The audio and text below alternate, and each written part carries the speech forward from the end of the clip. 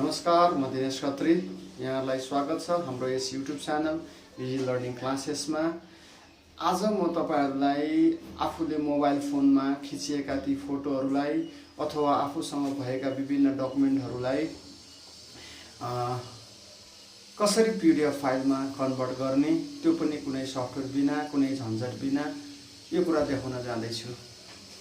हजुरहरुले हाम्रो यस easy learning YouTube च्यानललाई अहिलेसम्म लाइक, शेयर, सब्स्क्राइब गर्नु भएको छैन भने प्लिज सब्स्क्राइब गरिदिनु होला, लाइक पनि गरिदिनु होला र यस्ता भिडियोहरू आफ्ना साथीहरूलाई पनि सजिलो हुने, उपयोगी हुने हुनाले प्लिज शेयर पनि गरिदिनु होला है त। ल अब हजुरहरूलाई म ल्यापटपमा लगेर कसरी पीडीएफमा कन्भर्ट गर्ने प्र्याक्टिकली गरेर देखाउँछु है त। ल हेरौँ। ल हेर्नुहोस् है त, मसँग विभिन्न फोटोजहरू एउटा यो फोटो फोल्डरभित्र राखेको छु, जहाँ मैले आफूले गरेका एक्सरसाइजहरू फोटो क्यामेराले खिचिसकेको छु र यिनीहरू सिक्वेन्शियल अर्डरमा नि छनलाई चाहिँ, जस्तै पेज 1 2, अर्को पेज 3, त्यस पछाडि पेज 4 5 र पेज 6 7 हैन।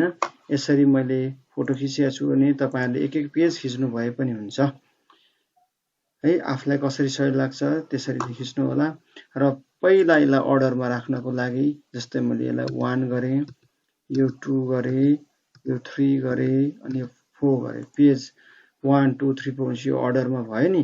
अब के गर्ने भन्दा तपाई कुनै पनि सफ्टवेयर बिना पीडीएफ बनाउन चाहनुहुन्छ भने मोबाइलबाट खिचेको होस् या आफूले जेबाट खिचेको होस्, क्यामेराबाट हैन, त्यसलाई पहिला आफ्नो ल्यापटप डेस्कटपमा तान्ने अनि यहाँ गुगलको सर्च बारमा गएर यहाँनिर चाहिँ तपाईले पीडीएफ कम्बाइन है, COMBINE यस्ता थुप्रै सफ्टवेयरहरू छन्।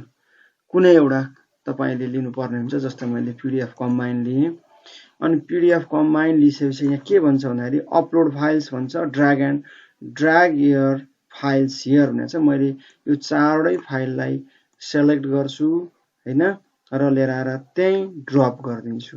एकैछिनमा यो फाइल के हुन्छ त पीडीएफ मा कन्भर्ट हुन्छ। हेर्नुस् है। र तपाईले पहिले चाहिँ के त सिक्वेन्शियल अर्डरमा राख्नु भएको छ भने तपाईलाई यो काम गर्न सजिलो हुन्छ। हेर्नुस् त, यसरी हाम्रो सबै फाइल अब पीडीएफ हुँदैछ। सफ्टवेयरको नाम के अरे अनलाइनमा तपाईले खोज्नु पर्ने त थाहा भयो नि है। पीडीएफ कम्बाइन भनेर तपाईले खोज्नुभयो भने अथवा combinepdf.com गर्नुभयो भने तपाई यो साइटमा आउनु हुनेछ र यो साइटमा आइसके पछाडी तपाई आफूसँग जति पनि फाइल्सहरु छ त्यसलाई सेलेक्ट गर्ने अनि यहाँ लिएर आएर ड्र्याग एन्ड ड्रप गर्ने हो। बस त्यति गर्नुभयो भने तपाईको काम सकिन्छ। हेर्नुस् है त, हाम्रो दुईवटा फाइल मर्ज भइसकेको छ। यो तेस्रो फाइल पनि कम्प्लिट भयो र अब चौथो फाइल